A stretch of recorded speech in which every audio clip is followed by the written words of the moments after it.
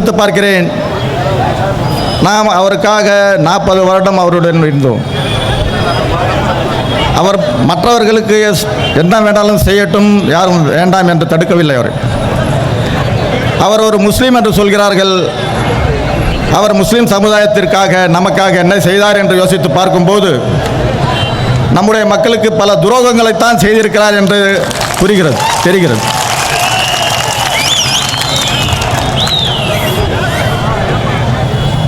அந்த புகைப்படங்கள், சென்ற வாரத்துடைய புகைப்படங்கள் யூடியூபிலும் மற்ற சோஷியல் மீடியாவிலும் வரும்போது அதற்கு கீழே கமெண்ட் போடுகிறார்கள், இவர் ஹாஜாபாய் பிஜேபியில் சேர்ந்து விட்டார்,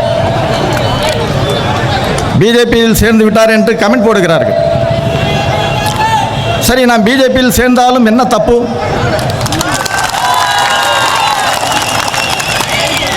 அது அல்லாஹ்விடத்தில் அது ஒன்றும் குற்றம் இல்லை. ஆனால் அவர் நல்லதை முஸ்லிம்களுக்காக செய்ததே இல்லை. இதெல்லாம் நான் அவரிடத்தில் நேரடியாகவே கேட்டேன். ஓட்டு கேட்டு வரும்போது நாங்கள் உங்களுக்காக இத்தனை வருட காலமாக உறுதுணையாக இருந்தோம், நீங்கள் என்ன செய்தீர்கள் என்று கேட்டேன். அவரால் பதிலே சொல்ல முடியவில்லை. ஓட்டு கேட்க கூட அவருடைய நாயளவில்லை. அப்பேற்பட்ட ஒரு மனிதருக்காக முஸ்லீம் சமுதாயத்தினர் சொல்கிறார், இன்னைக்கு சொல்கிறாங்க, நீங்கள் ஒரு முஸ்லீமை எதிர்த்து நீங்கள் இவ்வளோ செய்யக்கூடாது. முஸ்லீம் என்பவர் யார்? முஸ்லீம் என்பவர் யார் என்றதற்கு அல்லாஹ் சொல்ல வேண்டும் இவர் முஸ்லீம் என்று. உலக பட்டியல்களில் அவர் பேர் ஆதார் கார்டில் முஸ்லீமாக இருக்கலாம், ரேஷன் கார்டில் முஸ்லீமாக இருக்கும், பாஸ்போர்ட்டில்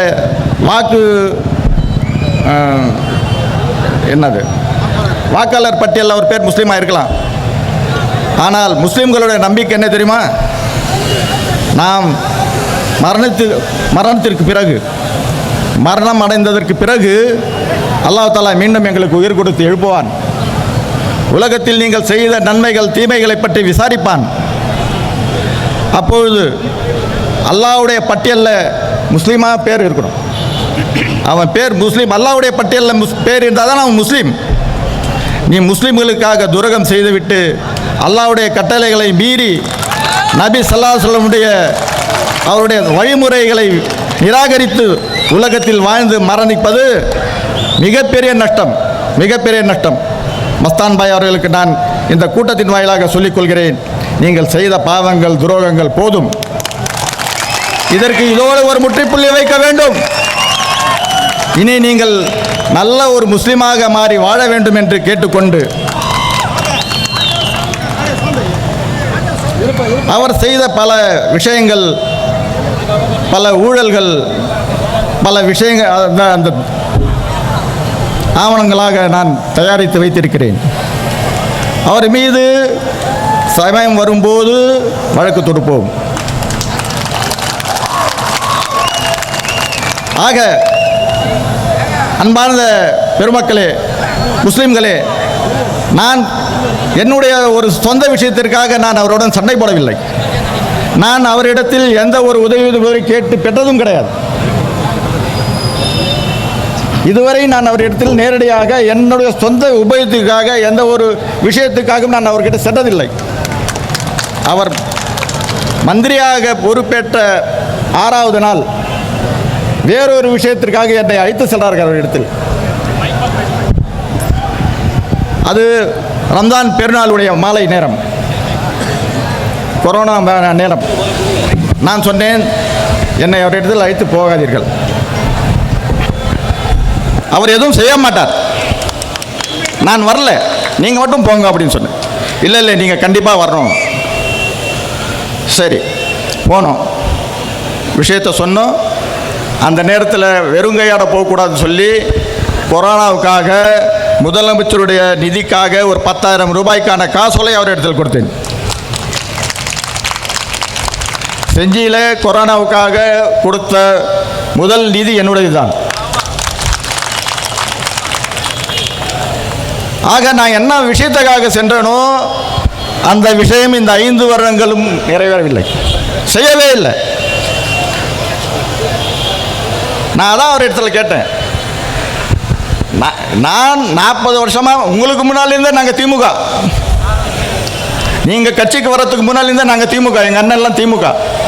நான் 13 வயசில் கலைஞருக்கு மாலை போட்டவன், 77. 80 பிரச்சாரமே பண்ணவன் நான். அப்போல்லாம் அவர் கட்சியிலே கிடையாது. 80 அவர் கட்சியிலே கிடையாது. அப்பேற்பட்ட குடும்பத்தை சேர்ந்த நாம் நமக்காக உங்களிடத்தில் என்ன பெற்றுக்கொண்டோம், என்ன செஞ்சீங்க நமக்காக? எனக்காக நீங்கள் செய்ய வேண்டாம், சமுதாயத்துக்காக. ஆக இப்பேற்பட்ட மனிதனிடத்தில் இந்த சட்டமன்ற உறுப்பினர் பதவி என்பது கொடுக்கக்கூடாது, அவர் வெற்றி பெறக்கூடாது என்பதற்காகத்தான் நான் இந்த தேர்தலில் என்னுடைய உறவுக்காரங்க, ஊர்க்காரங்க எல்லாருடைய பேச்சையும் மீறி நான் இத்தனை உறுதியாக தம்பி கணேஷ்குமாருக்காக நான் வாக்கு கேட்கிறேன் என்று சொன்னால் என்னுடைய சுயநலத்துக்காக அல்ல. எங்களுடைய மக்கள் நல்ல முறையில் இருக்க வேண்டும், தலை நிமிர்ந்து இருக்க வேண்டும், அவர்களுடைய தலைமுறை நல்ல முறையில் இருக்க வேண்டும், அவர்களுடைய சொத்துக்கள் பாதுகாக்கப்பட்டிருக்க வேண்டும். இந்த ஒரு காரணத்திற்காகத்தான் நான் ஆதரிக்கிறேன். இறுதி வரை அண்ணன் சண்முகம் அவர்கள் கேட்டுக்கொண்டேன். நான் சில ஆவணங்களை தயார் செய்து வைத்திருக்கிறேன்.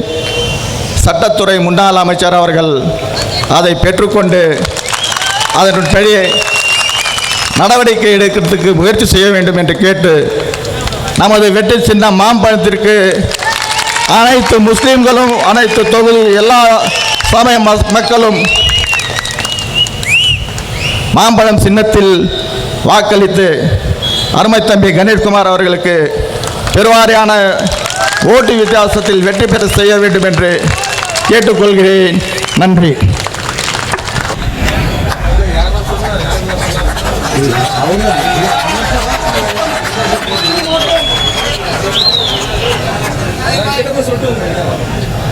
சரி.